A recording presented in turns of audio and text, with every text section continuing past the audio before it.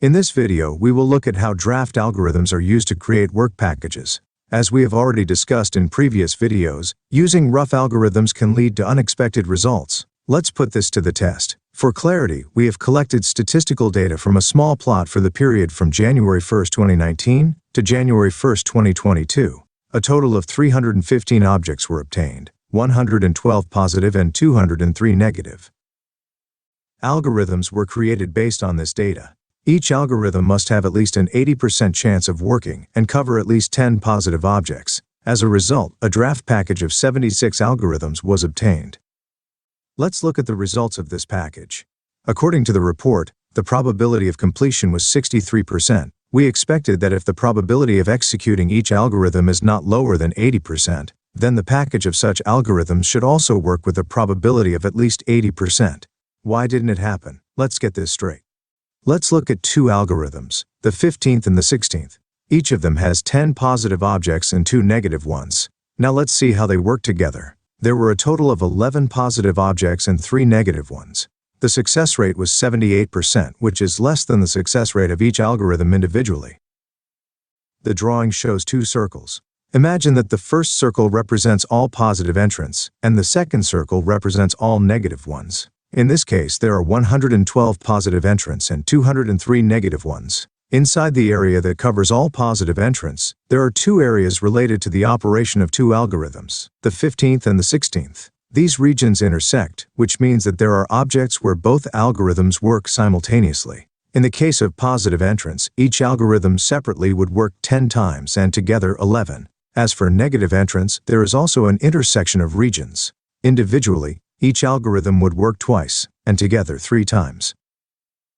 The table shows two algorithms, the 15th and the 16th and 10 positive input datasets each. 9 objects where both algorithms will work simultaneously are highlighted in red. Only one of the algorithms will work for 2 objects. For negative input data, both algorithms will work in 1 object, but only one algorithm will work in 2 objects. As a result, at the output, we get that positive algorithms will work 11 times and negative ones 3. This gives a 78% chance, which is less than 80%. To get the desired probability, we need to select only those algorithms that give such a result. Let's look at how this can be done.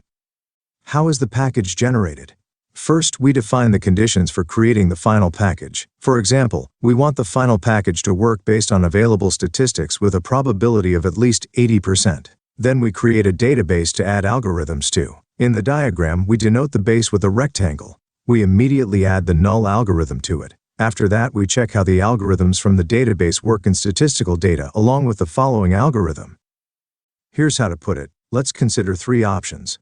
First option, the first algorithm gives 12 positive results, the second, 8. In 3 objects, both algorithms give positive results, and in total we get 17 positive results. The first algorithm has 3 negative results, while the second algorithm has 2 negative results. But in 1 object, both algorithms give negative results, and a total of 4 negative results are obtained. The total number of results is 21%. Of these, 17 are positive and 4% are negative. The share of positive results is 81%. The initial conditions are met, and this algorithm can be added to the generated database. Option 2. For positive inputs in 8 objects, both algorithms will be active at once. However, an increase in the number of positive inputs will not occur, since the algorithm from the generated database will absorb the compared algorithm, and the total number of positive inputs will be 12. The same thing will happen with negative inputs. The first algorithm will yield 3 negative inputs, while the second will yield 2. However, in 2 objects, both algorithms will work, and the first one will absorb the second one. As a result, we will get 3 negative inputs. Therefore, the overall efficiency of the 2 algorithms will be 80%. In this situation, you can choose whether to include this algorithm in the database. Option 3. For positive inputs in 2 objects, both algorithms will be active at once. Both algorithms will not be used for negative inputs in any object. Thus, the number of positive inputs will be 18. The number of negative inputs will be 5. The total number will be 23, and the probability will be 78%. In this case, the algorithm being tested will not be added to the database.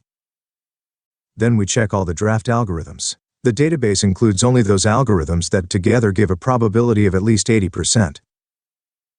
Obviously, algorithms that are higher in the list will be added to the database first. To do this, you can sort the list by certain criteria. This will allow you to first add algorithms with the best values for these criteria to the database. Let's create sets of algorithms for testing with different settings and compare their results. When creating a set of algorithms for verification, we can set various parameters. First, we will determine the probability of success of each algorithm. The most unsuccessful result can be 0%, and the most successful, 20%. Thus, the overall success rate of the algorithm package when working with the statistical data under study should be at least 80%. Next, we will decide how the set of algorithms will be sorted. There are several sorting options available. 1. Descending probability of each algorithm's operation. Second, descending order of the number of parameters in the algorithm. 3. In descending order of the number of successful algorithm responses. Finally, we can exclude algorithms that do not perform their function from the set.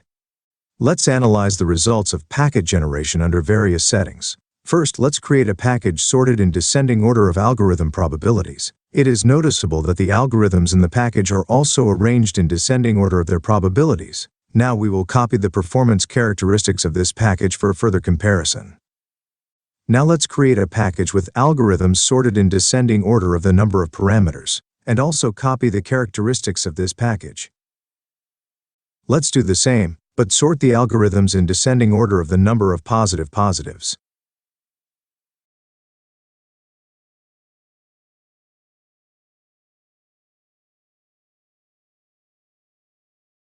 Let's do the same, but with the algorithm filtering feature enabled. That is, if the draft algorithm under study is absorbed by the algorithms included in the final package.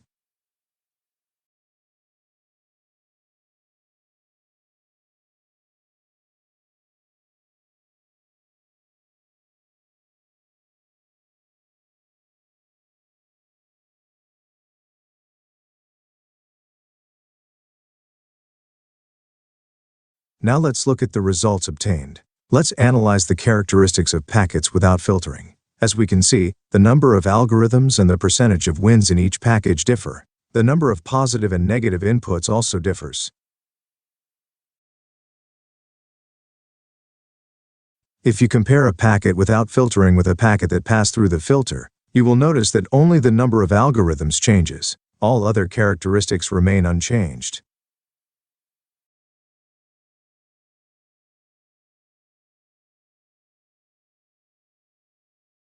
Now let's check how the packet works without filtering and filtered. Let's create and save two packages with algorithms sorted in descending order of the number of parameters.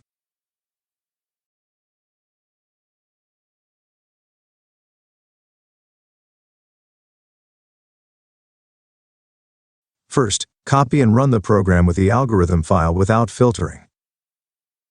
The results obtained completely coincide with the characteristics of the package.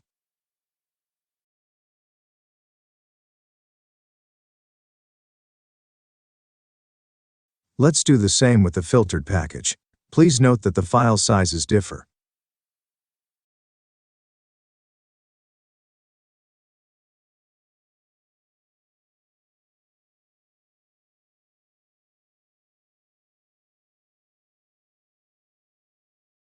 In this case, the results are exactly the same as with the unfiltered package.